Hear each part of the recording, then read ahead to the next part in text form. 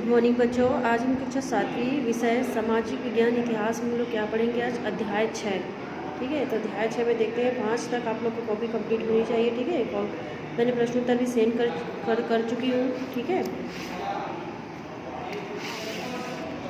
देखते हैं इसमें क्या बताया है। मुगल साम्राज्य की स्थापना, अध्याय 6 में क्या दिया है, मुगल साम्राज्य की स्थापना, है ना। अब देखते हैं बाबर से अकबर तक सन 1526 से लेकर 1605 तक। पिछले पाठों में आपने पढ़ा है कि तुर्क सुल्तानों ने क्या किया था, छोटे बड़े कई राजाओं को हराकर एक विशाल सल्तनत की स्थापना की। लगभग 200 वर्षों तक भारत में दिल्ली सल्तनत का शासन था और शासन करने वाला अंतिम वंश लोधी वंश था, है ना। जो शासन करने वाला अंतिम वंश कौन सा था, लोधी वंश, जिसकी स्थिति क्या थी, कमज़ोर थी। उन दिनों पूरे भारत में फिर से कई छोटे साम्राज्य बन गए थे। बाबर सन 1526 से लेकर 1530 तक, तो बाबर भारत में मुगल साम्राज्य का क्या था, संस्थापक था, है ना।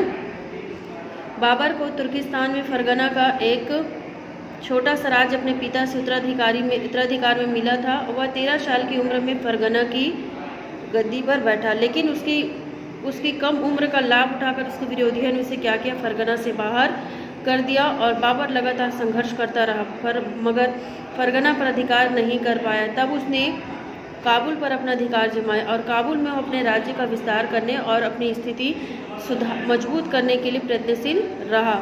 मध्य एशिया में कई ताकतवर शासक थे, इसलिए बाबर को वहाँ कुछ स्थायी सफलता नहीं मिली। उस समय दिल्ली में लोधी सुल्तानों का शासन था, है ना। क्या था उस समय, दिल्ली में लोधी सुल्तानों का शासन था। इसी समय बाबर को पंजाब के सूबेदार दौलत खान ने, जो इब्राहिम लोधी को गद्दी से हटाना चाहता था, दिल्ली पर क्या करने लगे, वो आक्रमण करने का निमंत्रण दिया। बाबर कौन था, अकबर के दादा, है ना। बाबर के पुत्र हुमायूं का पुत्र अकबर, है ना। अब देखते हैं यहाँ पे बाबर ने 1526 में पानीपत के मैदान में सुल्तान इब्राहिम लोधी को परास्त किया और बाबर के पास अच्छी बंदूकें एवं बारूदी तोपें थी, जो भारत के शासकों के पास नहीं थी। उसके पास कुशल तीरंदाज घुड़सवार थे, जो लोधी की सेना में नहीं थे। बाबर की सेना छोटी थी किंतु अच्छी तरह प्रशिक्षित एवं अनुभवी थी। बाबर ने स्वयं बड़ी कुशलतापूर्वक सेना का संचालन किया, इसलिए बाबर की क्या हुई, यहाँ पे विजय हुई। बाबर के सरदार भारत में धन खजाना लूटकर काबुल लौटना चाहते थे, किंतु क्या हुआ, बाबर भारत में ही रहकर राज्य की स्थापना करना चाहता था। अपनी विजय को बनाए रखने तथा अपने राज्य के विस्तार के लिए उसने आसपास के कई राज्यों को हराकर उन्हें अपने साम्राज्य में क्या कर लिया, उसको मिला लिया। फिर यहाँ पे है बाबर और राणा सांगा। तो उन दिनों राणा सांगा मेवाड़ का क्या था, राजपूत था, है ना। उन दिनों राणा सांगा जो था मेवाड़ का राजपूत राजा था। एक विशाल सेना लेकर राणा सांगा ने बाबर को रोकने का क्या किया, प्रयास किया, और राणा सांगा अनुभवी एवं कुशल सेना नायक थे। उसके साथ कई राजपूत राजा व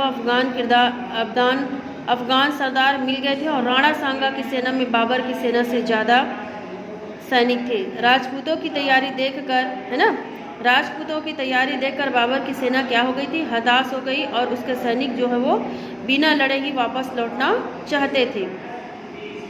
ऐसे में क्या किया बाबर ने अपने सैनिकों को, है ना, ऐसे में क्या किया बाबर ने अपने सैनिकों को उत्साहित किया, उन्हें उकसाया, है ना। बाबर ने भविष्य में कभी शराब न पीने का क्या लिया था, संकल्प लिया, और उसने सैनिकों को एकत्र कर एक जोशीला भाषण दिया और वीर सैनिकों, इस दुनिया में जो जन्म लेता है वह एक दिन अवश्य मरता है। हिम्मत से युद्ध करो, यदि युद्ध में हम विजयी होंगे तो हमें साम्राज्य मिलेगा, यदि मारे गए तो शहीद होंगे। सम्मान के साथ मरना अपमानित जीवन से कहीं अच्छा होता है। ऐसा उसने बहुत भरे हुए शब्दों में भाषण दिया और बाबर के भाषण का उसके सैनिकों पर अच्छा प्रभाव पड़ा। सन 1527 में खानवा के मैदान में भीषण युद्ध हुआ, जिसने राणा सांगा की क्या हो गई, हार हुई। और राणा सांगा की हार के बाद बाबर के सामने कोई शक्तिशाली शत्रु न रहा। इस तरह बाबर ने दिल्ली में मुगल सत्ता को स्थापित किया और बाबर सुंदर बगीचों का शौकीन था। उसने भारत में मुगल शैली के कई बाग बनवाए और बाबर ने अपने जीवन के अनुभवों को विस्तार पूर्वक अपनी आत्मकथा में लिखा है। यह तुर्की भाषा में है और इसका नाम तुजुक ए बाबरी है। क्या है इसे?